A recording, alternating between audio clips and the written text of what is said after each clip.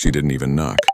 Karen marched straight through my vineyard gate like she owned the whole valley, waving a piece of paper and shouting, "You're in violation! Step outside now." I froze for a second, confused. I wasn't part of her HOA. My land wasn't even close to their neighborhood. Yet she acted like she could drag me out of my own field. Before I could even speak, she pointed at my security cameras and yelled, "Turn those off. HOA cops are coming. You can't record us." I felt a chill. HOA cops? Who even says that? But she stood there with so much fake authority that for a moment, even I wondered what game she was playing. Then she leaned closer and whispered, "Your vineyard won't survive today. I warned you." Right then, 3 men in black HOA shirts rushed in through the gate, flashing cheap-looking badges and shouting like they were in some action movie. "Hands where we can see them. You're trespassing on HOA soil." I almost laughed, almost. But the way Karen smirked told me this wasn't a joke. She wanted something big, something personal, and she thought she finally had control. I didn't move. I didn't argue. I just looked at her and she hated that. She wanted fear. She wanted me to beg. Instead, I calmly said the one line that made her face twist. "This land isn't yours, and you have no idea who you're messing with." Karen blinked, confused for the first time. Even the fake cops hesitated, because the truth was already eating at her, and she could feel it. Something about me didn't fit her little plan, and she knew it. The HOA cops spread out like they were raiding a cartel house, kicking dust all over my grape rows while shouting orders that made no sense. One of them grabbed a pruning tool from the ground and waved it at me like it was a weapon. "Drop whatever is in your hand," he yelled, even though my hands were empty. Karen stood behind them with her arms crossed, acting like the queen of the valley. "Take his phone too," she snapped. "He records everyone. He thinks he's smarter than the HOA."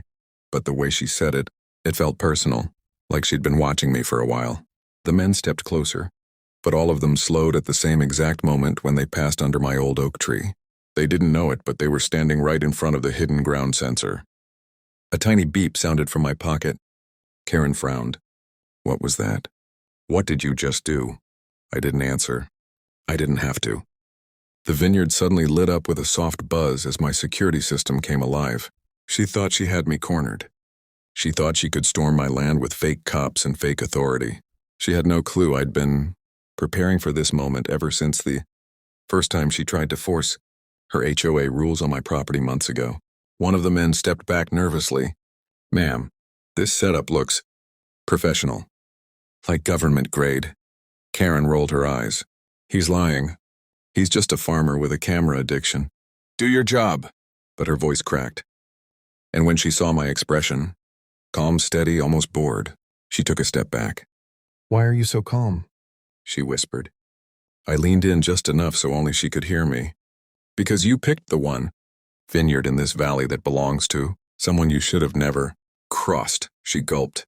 But before she could react, a loud mechanical click echoed from the shed behind them, one they definitely weren't expecting.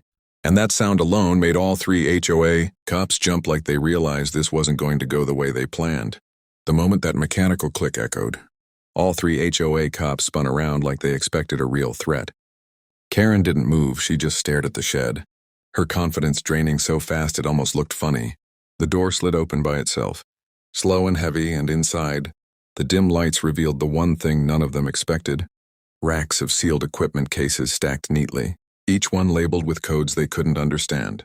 The men froze. Karen's mouth twitched. "Well, what is all that?" one of the fake cops whispered. I didn't answer. I just walked a few steps closer, calm like I was taking a stroll through my own garden, which I was. The ground sensor beeped again, and suddenly my surveillance monitors inside the shed booted up, screens glowing with live footage of every corner of the vineyard. Karen's face appeared on all of them. Every angle, every step she had taken.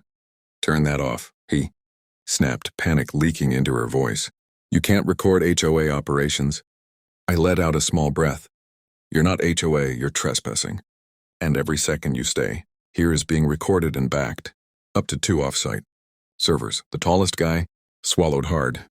"Ma'am, we didn't sign up for this. He said he was just a landowner." Karen grabbed his arm. "He is just a landowner. Don't let him scare you with his gadgets." Her voice cracked again. She was losing grip. Not just on the situation, on her own people. The shortest fake cop looked at me, then back at the equipment in the shed. Why do you have all this? This is like military-level stuff. Karen snapped. He's bluffing. He can't be military. Look at him. Yeah, I said quietly. Look closely. I lifted my left sleeve, just enough for the edge of a tattoo to show, the kind only a very specific group recognizes, the kind you don't fake. The shortest guy's eyes widened instantly. Oh, hell, no. No, Karen, we need to go, right now. Karen's face went pale. She didn't know what the tattoo meant. But she knew it meant something big. She tried to keep her voice steady. You can't scare me. I have every right to enforce. She stopped mid-sentence. Because suddenly, from the hill above the vineyard, a loud engine rumbled. Getting closer. Not hers, not mine. Someone she absolutely didn't want to meet. The rumble from the hill grew louder, and suddenly, a convoy of black SUVs rolled into view. Karen's face went white, and the 3 fake cops froze completely. I didn't flinch. I stepped forward calmly and said, You really shouldn't have come here. From the lead SUV, a man in dark sunglasses stepped out. It was a retired federal agent I once worked with.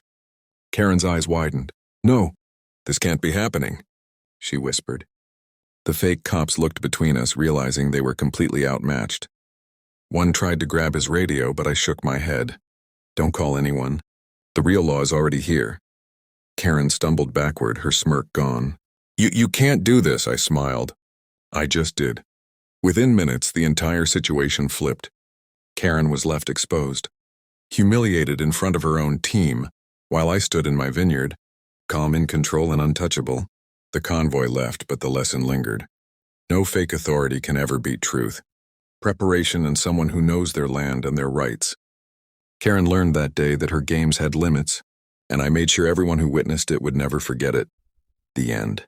Please, don't forget to like, share, and subscribe to the channel for more amazing HOA stories.